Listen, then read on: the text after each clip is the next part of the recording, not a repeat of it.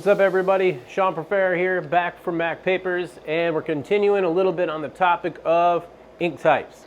We talked originally about solvent ink. We touched about the benefits of eco-solvent and outdoor durability. This time we're going to talk a little bit about UV ink.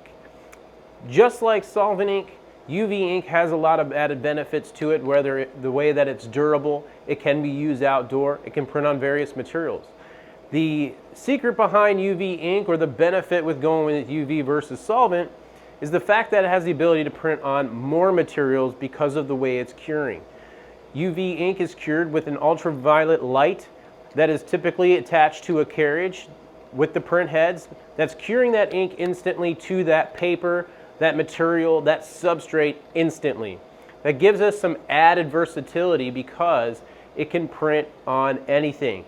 So if we're working with a roll printer, just like the one I have behind me here, we can print on any type of rolled material, whether maybe it's a clear PET, maybe it's a acetate, maybe it's something like this rainbow holographic material, and we're printing some really cool holographic stickers.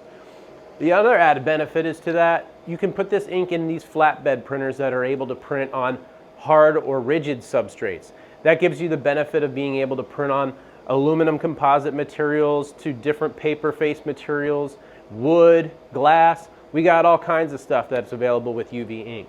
So if you want to know more what kind of printers that are available to use with UV ink, or maybe what you're printing is very unique and it could use that type of ink type, holler at us at macpapers, 844 Mac Wide. Subscribe, check out our YouTube.